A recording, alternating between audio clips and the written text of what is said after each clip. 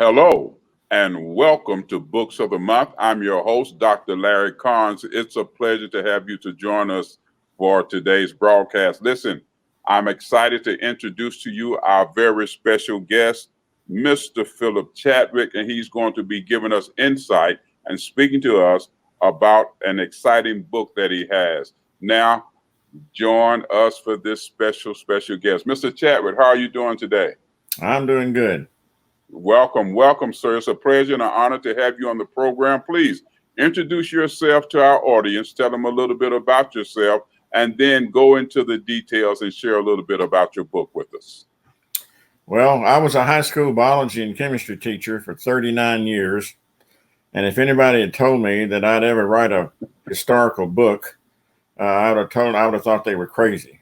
But I enjoyed going to storytelling festivals, events, and I was also involved in some Civil War reenacting.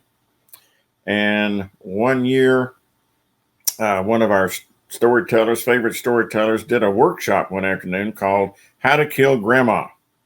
And I know that sounds a little odd, but how to kill grandma?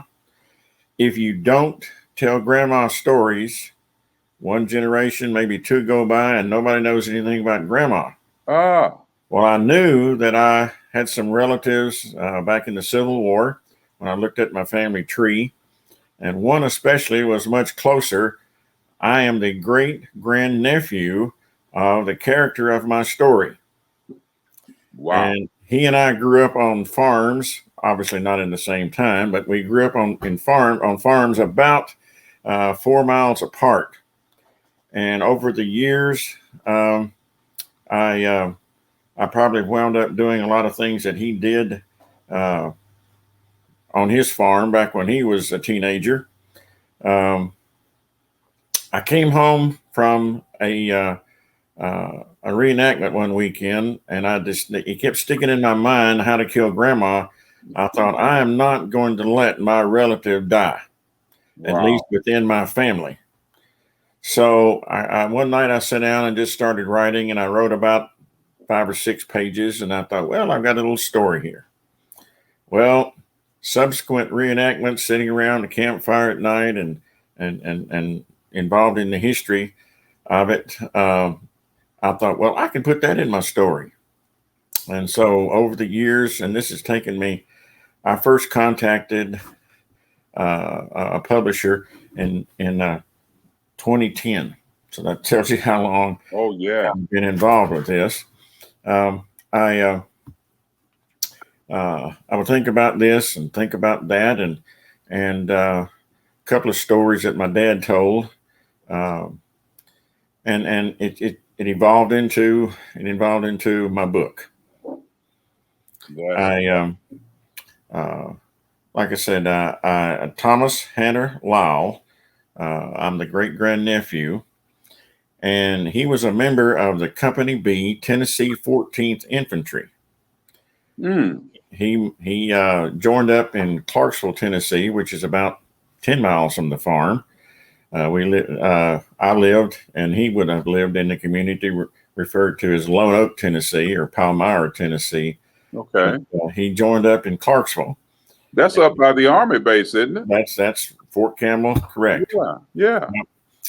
And he wound up in Northern Virginia as part of the Stonewall Brigade. There's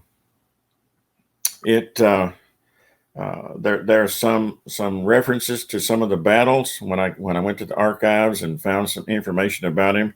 There are references. I've got some references in my story to some of the battles he was in, some of the things that he did, and I guess I pictured myself sitting on the front porch of my grandparents' house, which is in the middle of the farm I grew up on. Yes. And my grandchildren are the 6th generation on that farm. Wow. So a lot of history there just in that. Yeah. But I pictured myself sitting on my grandparents' front porch writing this.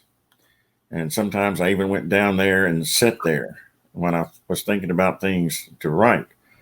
So the book includes things that he was in the process of doing, at his present. Then there'd be flashbacks to back to the farm, about incidences that came up. Of course, being lonely, he'd think about the farm. So it's the present and flashbacks throughout the book.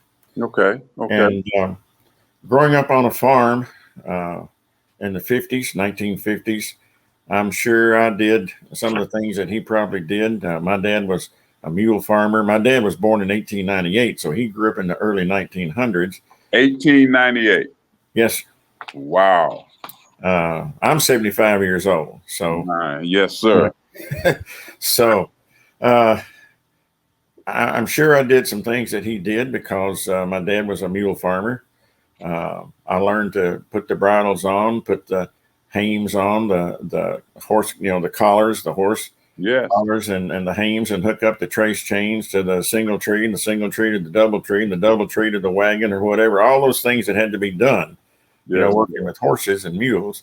And we had a horse for smaller jobs. And I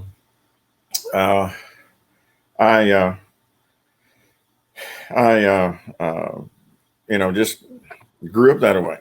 Yes. And we had a favorite horse named Ada, and that she's in the book. But like I say, I just kind of personified myself in his position sometimes as I was writing. Okay. So, as I said, the book winds up. Thomas winds up in Northern Virginia, but he has these flashbacks to his farm between battle action and so forth. He left his family and wife, Jenny, to join the Confederate Army. And, of course, he went in as a private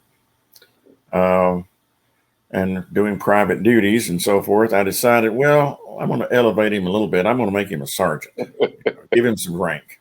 Yes, sir. You have that right. When I went to the archives and pulled up his roll call sheets, lo and behold, he was a sergeant at one point.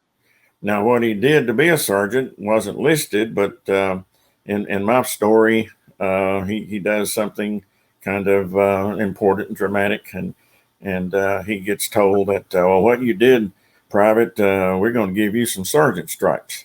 So he's a sergeant now in the Army. Yes. I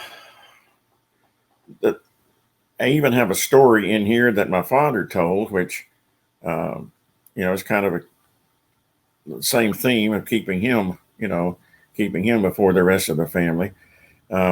It was Halloween time. I was in high school. It was Halloween time, and we were talking about Halloween pranks, the difference in his day and time and my day and time in the 1950s. And, the pranks were quite different back in those days. And my dad was telling about some boys in the community stacking an old man's wood on the front porch in front of his door, so he had to go out the back door.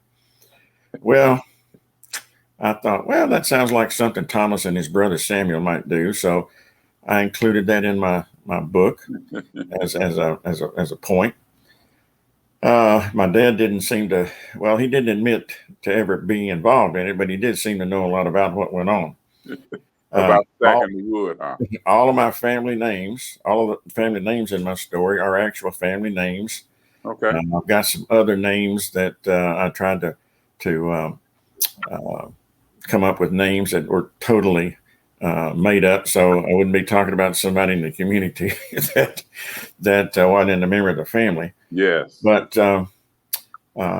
like I say, I hoed corn, I milked cows, I've been in on the hog killings as it growing up.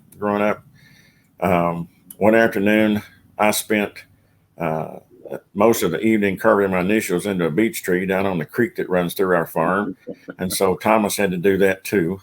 Wow. So now, do you still have that property? Yes. Let me ask you, what was the nostalgia connected with you being just miles away from where your grandfather was raised and living on a farm? You living on a farm there in Tennessee. I know a little bit. I'm from Chattanooga, Tennessee, born and raised. So a little bit, I'm sort of partial to Tennessee. But what was the nostalgia of that? Here he is. You said a chemistry and biology teacher. Yes. And Well, now you raised on the farm. What was the nostalgia of that, and with the comparisons with your grandfather? well, it was actually my grandfather's farm that my father inherited, and the house is still standing in the middle of the farm. Wow. So my older son and my older son's a history teacher, and we got involved in some Civil War reenacting. He's a history buff, Okay. and like I say, my wife and I had gone to this storytelling event, and he gives me this idea, and I just thought, well, that would be kind of neat to write a story about him. And like I say, I've been at this for a good while, and it's just time and time goes by, and I could put that in there, and so the book just kind of evolved. Yes. So, Yes.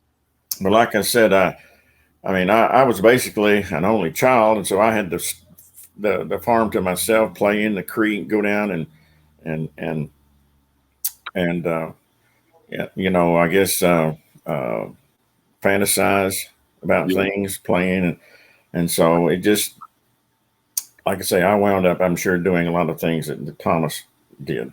That's amazing how your lives parallel there on the same farm, because you're inherited by your father. Then Yes. you have the privilege of being raised there, playing in the creek, as you're saying, walking the acres, and you talk about the mules and the horses and all those things. Wow, that must have been an exciting time for you.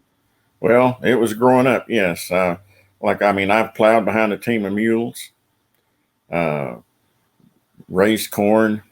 I raised corn for a high school FFA project. Okay. And I used the horse. FFA. Wow, it's been a long time since I heard that. Future farmers. Yes. Yeah, I've heard it. I've heard of it. Yes, sir. So Thomas goes off to battle. Now we've got, see, our time flies. I tell you, time flies when we're doing this. We have 2 minutes. Okay.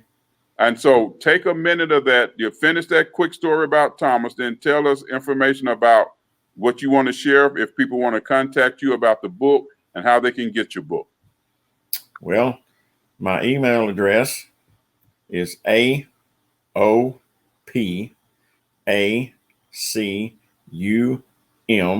that's AOPACUM, 1946 at bellsouth.net. Okay. It's being marketed through this company, Authors Tranquility,